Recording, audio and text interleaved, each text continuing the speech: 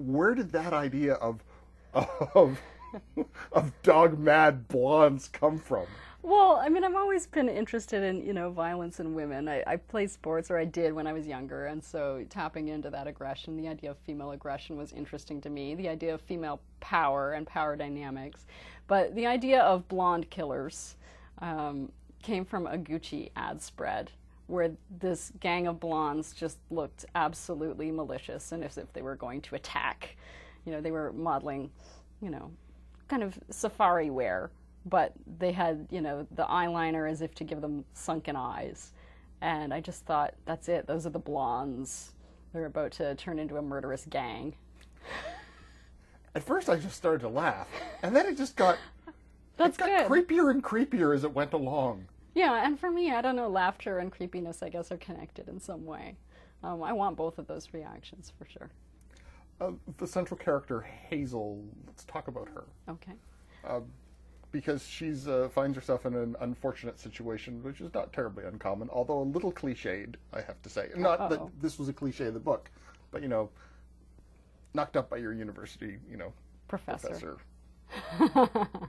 Well, Hazel isn't supposed to be the most worldly woman in the world, so she's gotten herself into this situation where she's been having an on and off affair with her thesis advisor, and in some ways that's maybe how he's become her thesis advisor. She couldn't, catch another one because she isn't a very good academic, but she stumbles into the relationship and she realizes that she's pregnant, and she's doing research for her thesis in New York when she realizes it, and the question is, will she tell him, and is she going to go home to Toronto and deal with the pregnancy?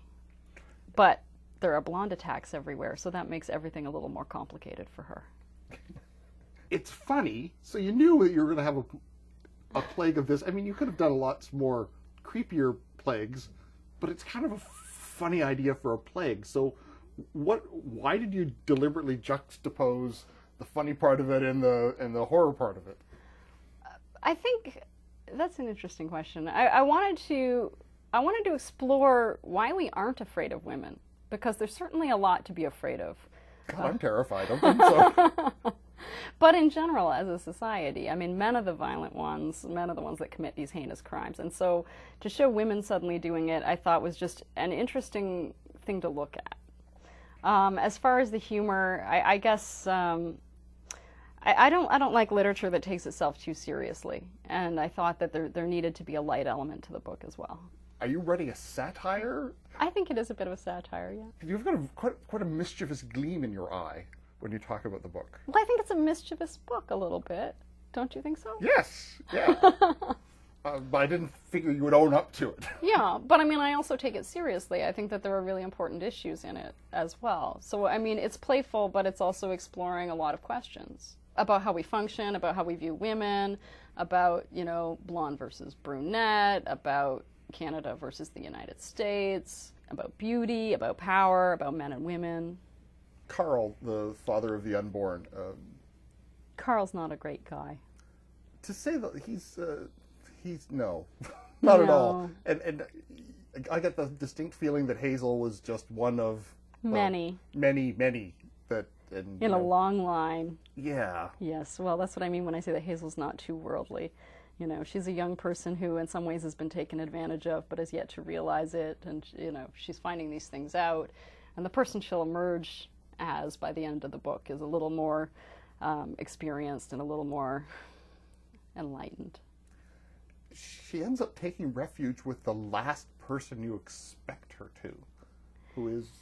She winds up trapped in a cottage with Carl's wife. So the wife of the man she's been sleeping with. And she'll be staying in that cottage with her for several months.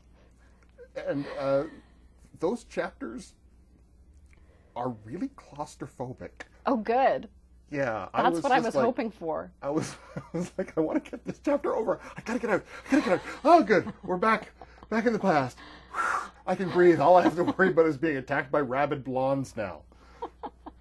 That's exactly what I wanted. I wanted for, the isolation and the relationship between two people to suddenly become more terrifying than what's happening out there in the world that's been created with the plague. To me, being able to write something that's literary that is a joy to read. For a lot of people growing up in school, that was an oxymoron. You were forced to read these horrible, heavy books. And now people like you are writing literary work that's highly engaging and it's a great page turner. Why are you doing it and what do you think's happening? I don't know. I guess when I sit down to write, I want to make sure that I'm writing about something. And so there has to be some kind of a premise that's going to catch within the first few pages and hopefully drive the book. But it has to be, interesting enough for me to work my way through 400 pages of it. I mean, just like the reader, except as the writer, I'm going to have to rewrite those 400 pages a bunch of times. So, I mean, really, that's my main drive as the writer. I have to entertain myself for those 400 pages. The book is The Blondes. It's a novel. I've been speaking with the author, Emily Schultz, and The Blondes, published by Doubleday Canada.